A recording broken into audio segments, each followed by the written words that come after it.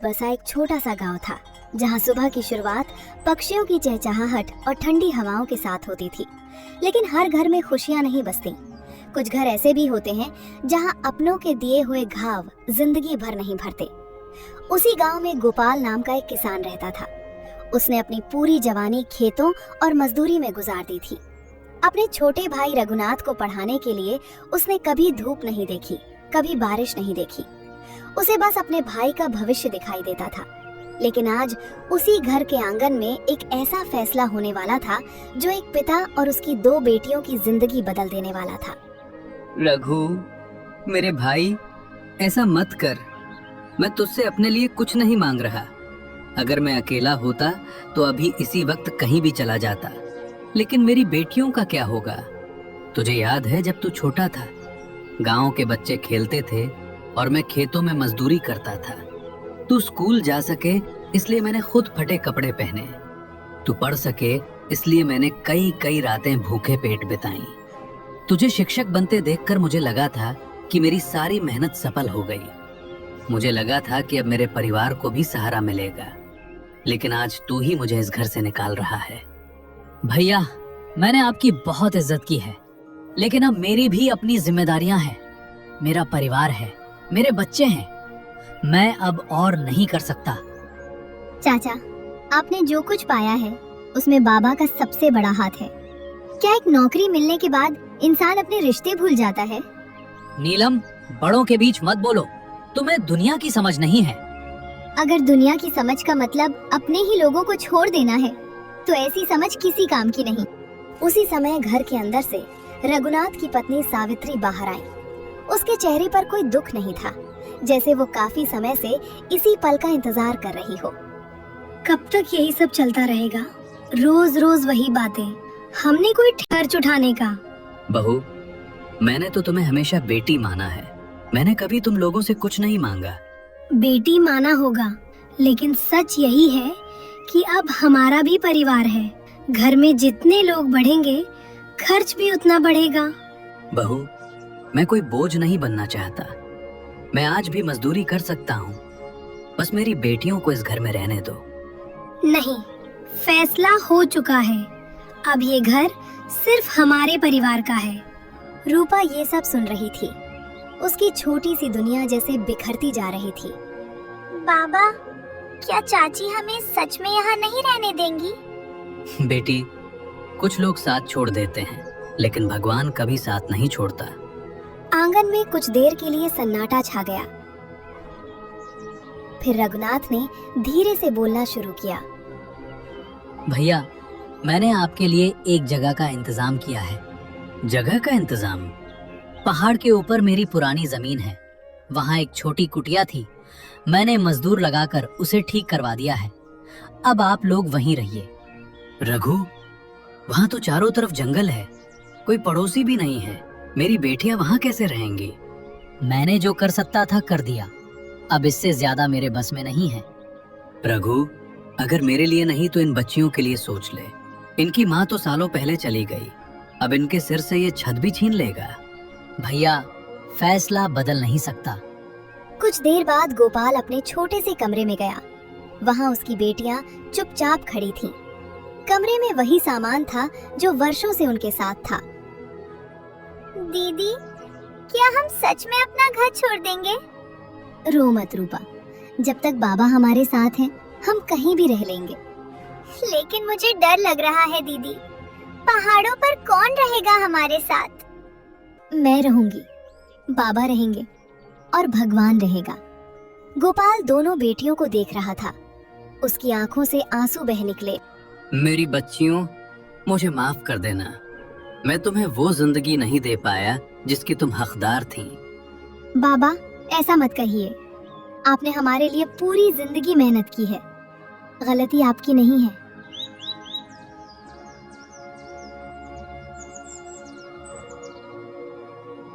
अगली सुबह सूरज की पहली किरण पहाड़ों पर पड़ रही थी।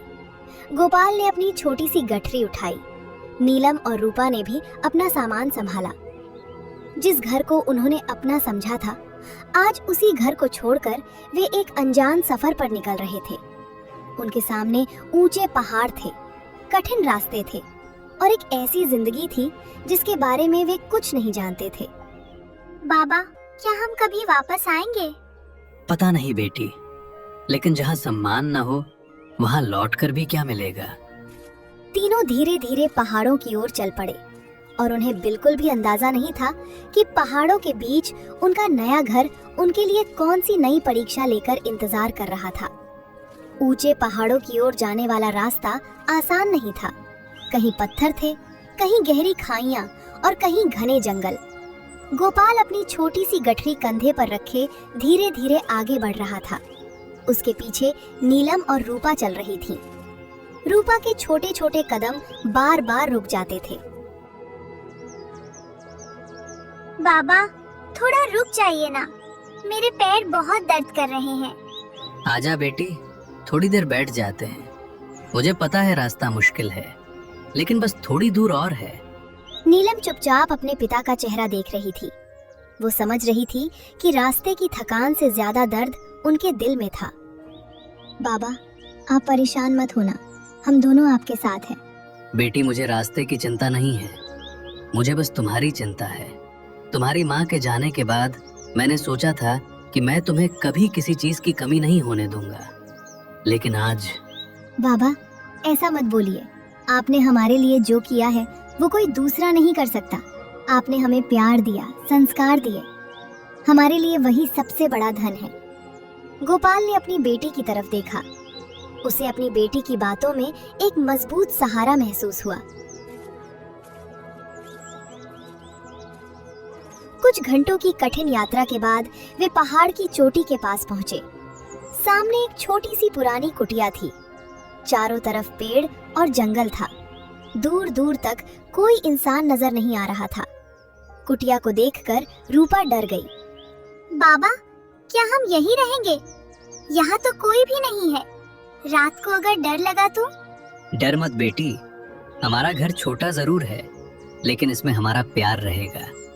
और जहाँ अपने लोग होते हैं वहाँ छोटी जगह भी महल जैसी लगती है।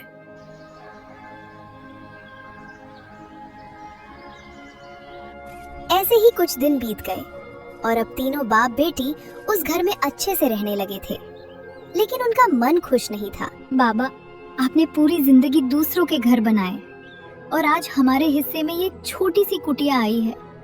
बेटी, घर बड़ा या छोटा नहीं होता, घर वो होता है जहाँ दिलों में अपनापन हो। मुझे दुख सिर्फ इस बात का है कि जिनके लिए मैंने अपना जीवन लगा दिया, उन्होंने हमें अपना नहीं समझा। शाम होने लगी थी। पहाड़ों के पीछे सूरज धीरे धीरे छिप रहा था। ठंडी हवाएं चलने लगी थी। नीलम ने आसपास से लकड़ियां इकट्ठी की और चूल्हा जलाने लगी। रूपा पास बैठी उसे देख रही थी। शाम होने लगी थी। पहाड़ों के पीछे सूरज धीरे धीरे छिप रहा था। ठंडी हवाएं चलने लगी थी। नीलम ने आसपास से लकड़ियां इकट्ठी की और चूल्हा जलाने लगी। रूपा पास बैठी उसे देख रही थी। दीदी, पहले तो चाची के घर में हमें कभी इतना काम नहीं करना पड़ता था। रूपा, जिंदगी हमेशा एक जैसी नहीं रहती। नीलम कुछ पल के लिए चुप हो गई। उसके पास इस सवाल का जवाब था, लेकिन वो अपनी छोटी बहन का दिल नहीं दुखाना चाहती थी। पता नहीं रूपा, लेकिन हमें किसी से नफरत नहीं करनी चाहिए, क्योंकि नफरत हमारे अपने दिल को ही दुख देती है। लेकिन उन्होंने हमारे साथ गलत किया। हाँ, उन्होंने गलत किया, लेकिन हम भी अगर अपने दिल में गुस्सा भर लेंगे तो हमारे अंदर और उनके अंदर क्या फर्क रह जाएगा। नीलम अपनी बहन को देखने लगी। उसे महसूस हुआ कि रूपा उम्र से ज्यादा समझदार हो गई थी। रात हो चुकी थी। बाहर जंगल में अजीब अजीब आवाजें आ रही थी। कभी किसी जानवर की आवाज आती। दीदी, मुझे नींद नहीं आ रही। क्या हुआ? मुझे लगता है बाहर कोई है। गोपाल ने दोनों बेटियों की बात सुनी और उनके पास आकर बैठ गया। मेरी बच्चियों, डरने की जरूरत नहीं है। ये जंगल है, यहाँ ऐसी आवाजें आती रहती हैं। बाबा, अगर हमें कुछ हो गया तो? जिंदा हूँ, तुम्हें कुछ नहीं होने दूंगा। तुम्हारी माँ ने जाते समय मेरा हाथ पकड़कर कहा था कि हमारी बेटियों का ध्यान रखना। मैं अपना वादा आखिरी सांस तक निभाऊंगा। नीलम अपने पिता की बात सुनकर भावुक हो गई। बाबा, अब आपको अकेले सब कुछ नहीं संभालना पड़ेगा, हम भी आपका सहारा बनेंगे। अगली सुबह पहाड़ों पर सूरज की रोशनी फैल चुकी थी। गोपाल सुबह सुबह जंगल की तरफ गया ताकि कुछ लकड़ियां और खाने के लिए जंगली फल ला सके। नीलम कुटिया की सफाई करने लगी और रूपा पानी लेने के लिए पास के झरने की ओर गई, लेकिन झरना कुटिया से काफी दूर था। रास्ते में रूपा अचानक रुक गई। उसने देखा कि एक पत्थर के पास एक बूढ़ी औरत बैठी हुई थी। उसके कपड़े अच्छे थे और अच्छे घर की लग रही थी, लेकिन चेहरे पे थकान थी। अम्मा, आप यहाँ अकेली क्यों बैठी है? आपको चोट लगी है क्या? अरे नहीं, अकेली नहीं हूँ। यहाँ हमारी जमीन है, उसी को देखने हमारे नौकर के साथ आई थी, लेकिन मेरे पैर में दर्द है इसलिए चल नहीं पा रही, और मुझे प्यास भी लगी थी तो मैंने उसको पानी लाने भेज दिया। रूपा तुरंत उसके पास बैठ गई। आप चिंता मत करो अम्मा, मैं आपकी मदद करती हूँ। रूपा ने अपना पानी का छोटा बर्तन उसे दिया। बूढ़ी औरत ने पानी पीकर उसे देखा। बेटी, तुम कौन हो? इस सुनसान पहाड़ पर अकेली क्या कर रही हो? मैं अकेली नहीं हूँ अम्मा, मेरे बाबा और मेरी दीदी भी मेरे साथ है। हम यहाँ रहने आए हैं। रहने आए हो इस वीरान जगह पर? रूपा की आंखें थोड़ी नम हो गईं।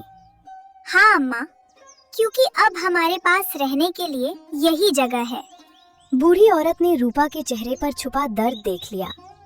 बेटी, लगता है तुम्हारी कहानी में बहुत दर्द छुपा है। रूपा कुछ बोल नहीं पाई। तभी दूर से नीलम की आवाज आई। रूपा, तुम कहाँ हो? रूपा ने पीछे मुड़कर देखा और वो बूढ़ी औरत से विदा लेकर चली आई, और उसे बिल्कुल नहीं पता था कि ये बूढ़ी औरत उनकी जिंदगी में एक नया मोड़ लेकर आने वाली है। रूपा घर पहुंची, लेकिन रूपा का ध्यान अभी भी उस बूढ़ी औरत की तरफ था जिससे वो झरने के पास मिली थी। वो बार बार उसी के बारे में सोच रही थी। क्या हुआ रूपा, यहाँ क्यों बैठी हैं? और तू वहाँ जंगल में क्या कर रही थी? और वो औरत कौन थी?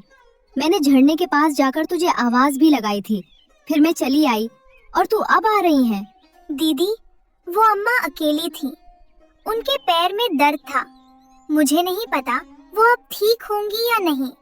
रूपा, तुम हमेशा दूसरों के बारे में सोचती हो, अपना दुख भूलकर भी दूसरों की मदद करने लगती हो। दीदी, जब कोई परेशानी में होता है ना, तो मुझे लगता है कि उसकी मदद करनी चाहिए, क्योंकि हमें भी तो किसी के सहारे की जरूरत थी। गोपाल काम करके घर आया था और उसने दोनों बहनों की बातें सुन ली। उसकी आंखें भर आईं। मेरी बच्चियों, यही तो तुम्हारी सबसे बड़ी दौलत है।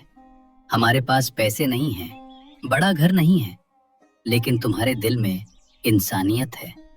बाबा, मैं बस यही चाहती हूँ कि रूपा हमेशा खुश रहे, उसे वो सब मिले जो हम नहीं दे पाए। कुछ दिन बीत गए। पहाड़ों की जिंदगी धीरे धीरे कठिन होते हुए भी चलने लगी थी। नीलम सुबह उठकर घर का काम करती, पानी भरकर लाती और फिर अपने पिता का हाथ बटाती। रूपा भी अब अपनी बहन की मदद करने लगी थी। एक दिन उसने देखा कि नीलम बहुत थक गई है। दीदी, क्या हुआ रूपा? मैं सोच रही थी कि अब मैं भी आपकी तरह काम में मदद करूंगी। मैं जंगल से लकड़ी ले आऊंगी, पानी भर लाऊंगी, ताकि आपका बोझ थोड़ा कम हो जाए। नहीं रूपा, तुम्हारा काम ये सब करना नहीं है। लेकिन दीदी, आप और बाबा इतना परेशान होते हो, मैं खाली बैठी रहती हूँ, मुझे अच्छा नहीं लगता। गोपाल भी वहाँ आ गया। रूपा बेटी, तुम खाली नहीं बैठती, तुम पढ़ाई करोगी। लेकिन बाबा, हमारे हालात तो आप देख रहे हो, घर चलाना मुश्किल है, मेरी पढ़ाई का खर्च कहाँ से आएगा? बेटी, मुश्किलें हैं, लेकिन मैं कोशिश करूंगा, मैं ज्यादा मेहनत करूंगा। बाबा, मैं समझती हूँ आप मेरे लिए सब कुछ करना चाहते हो, लेकिन मैं ये भी देख रही हूँ कि आप कितने थक गए हो। रूपा, हमारी परेशानी देखकर अपने सपने मत छोड़ना। दीदी, सपना तो मेरा भी है पढ़ने का, लेकिन अगर मेरी वजह से आप दोनों और परेशान होंगे तो? रूपा, तुम हमारी परेशानी नहीं हो, तुम हमारी उम्मीद हो। बेटी, तुम्हारी माँ का सपना था कि उसकी बेटियां पढ़ लिख कर अपने पैरों पर खड़ी हों। मैं अपनी आखिरी सांस तक कोशिश करूंगा कि तुम्हारा सपना पूरा हो। रूपा अपने पिता और बहन को देखती रही। उसकी आंखों में आंसू थे। कुछ देर बाद उसने धीरे से सिर हिला दिया। ठीक है बाबा, मैं पढ़ाई करूंगी। मैं वादा करती हूँ कि आपकी मेहनत बेकार नहीं जाने दूंगी। गोपाल ने अपनी बेटी को प्यार से देखने लगा।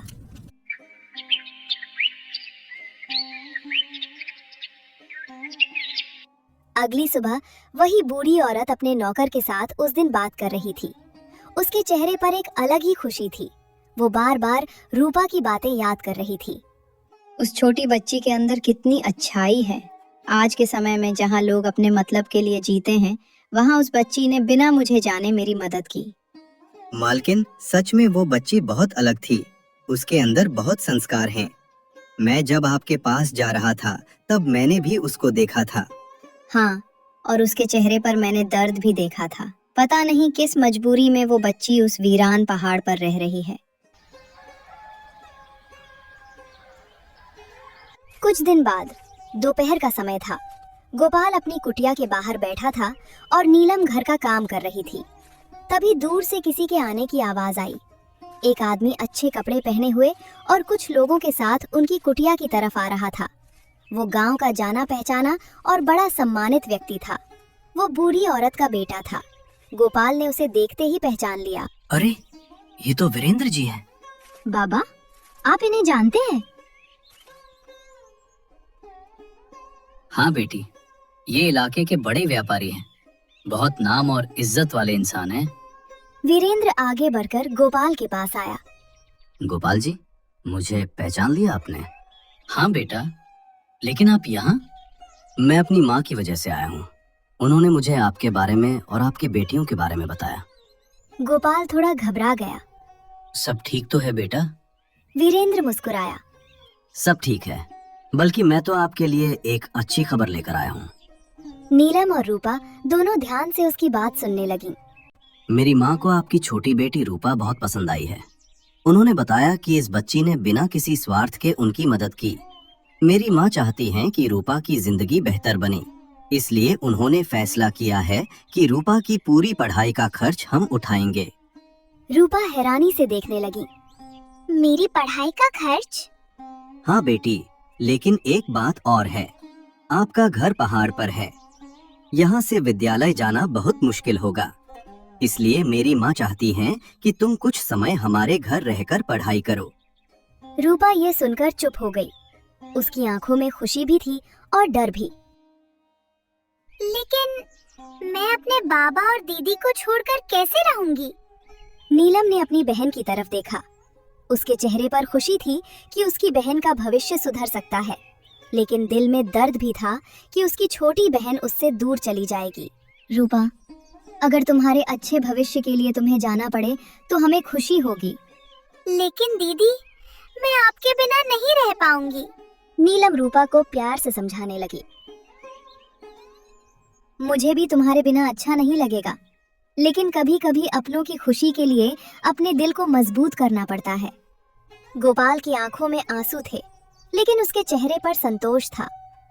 बेटी, मैंने हमेशा चाहा था कि तुम्हें पढ़ने का मौका मिले। अगर भगवान ने खुद रास्ता भेजा है तो मैं इसे मना नहीं करूंगा। गोपाल जी, आप चिंता मत कीजिए। आपकी बेटी हमारे लिए सिर्फ जिम्मेदारी नहीं होगी, बल्कि हमारे परिवार का हिस्सा होगी। गोपाल ने वीरेंद्र की तरफ देखा।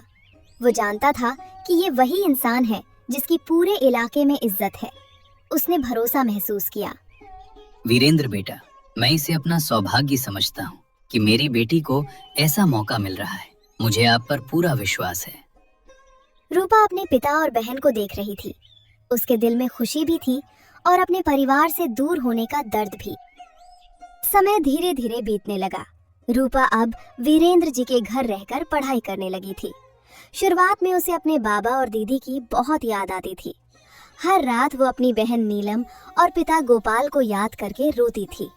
लेकिन उसे याद था कि उसके बाबा ने उससे एक वादा लिया था कि वो अपनी पढ़ाई कभी नहीं छोड़ेगी। नहीं रूपा, तुम्हें कमजोर नहीं पड़ना है। बाबा ने तुम्हारे लिए अपनी पूरी जिंदगी मेहनत की है। तुम्हें उनका सपना पूरा करना है। वीरेंद्र की माँ, वही बूढ़ी औरत जिसे रूपा ने जंगल में मदद की थी, हमेशा उसका हौसला बढ़ाती थी। बेटी, जिंदगी में मिले अच्छे मौके को कभी छोटा मत समझना। भगवान हर किसी को दूसरा रास्ता नहीं देता। तुम्हें मेहनत करके अपनी पहचान बनानी होगी। अम्मा, मैं आपको कभी निराश नहीं करूंगी। मैं अपने बाबा और दीदी का नाम रोशन करूंगी। वहीं दूसरी तरफ पहाड़ की छोटी सी कुटिया में गोपाल और नीलम अपनी जिंदगी जी रहे थे। नीलम अपने पिता का सहारा बन चुकी थी। वो रोज मेहनत करती और अपने बाबा का ध्यान रखती, लेकिन दोनों को हर दिन रूपा की याद आती थी। हे भगवान, मेरी बेटी जहाँ भी हो उसे हमेशा खुश रखना। मैंने तो बस इतना चाहा था कि मेरी बच्चियों की जिंदगी मेरी तरह मुश्किलों में न गुजरे। बाबा चिंता मत कीजिए, रूपा बहुत समझदार है। वो एक दिन जरूर आपका नाम रोशन करेगी।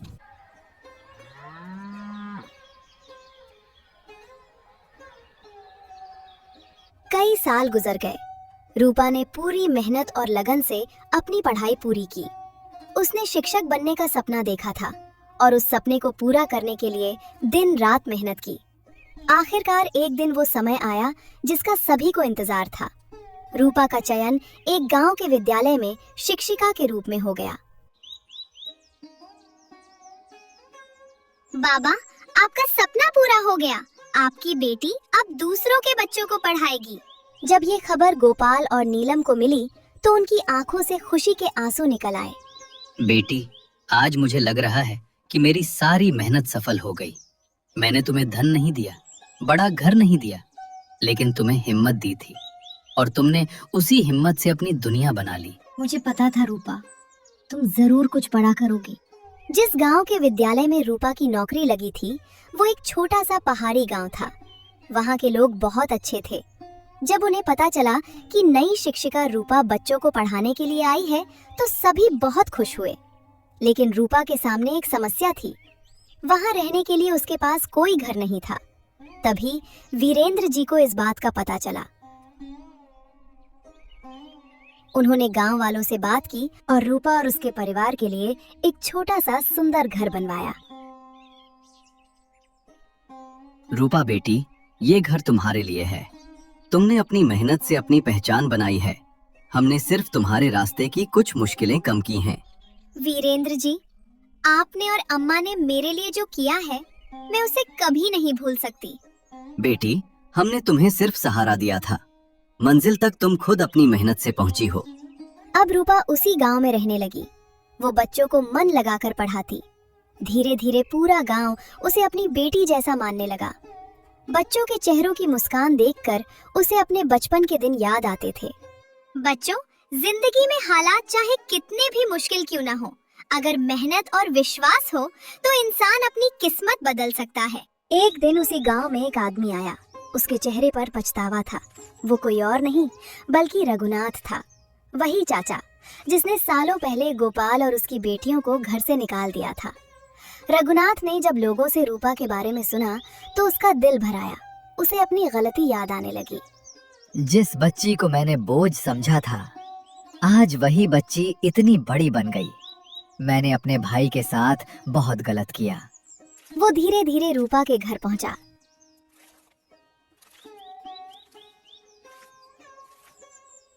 दरवाजा खुला तो सामने रूपा खड़ी थी। कुछ पल के लिए दोनों एक दूसरे को देखते रहे।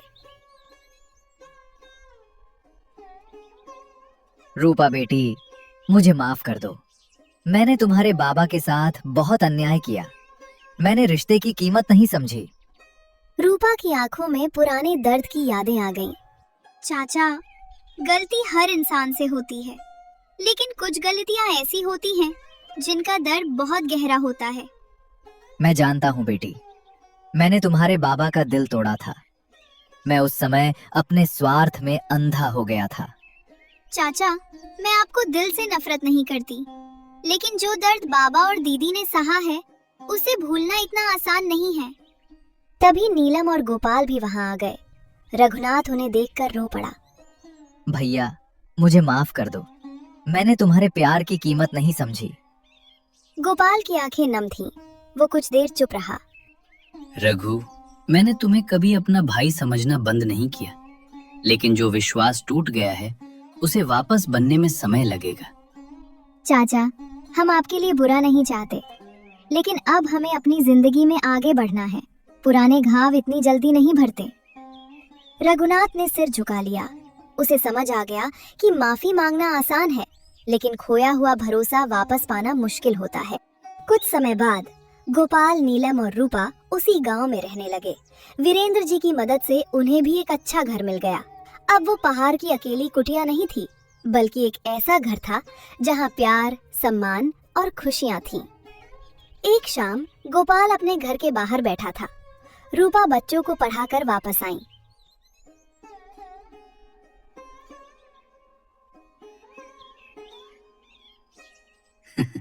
बेटी, आज तुम्हें देखकर लगता है कि उस दिन पहाड़ की तरफ जाते समय जो आंसू निकले थे वो बेकार नहीं गए।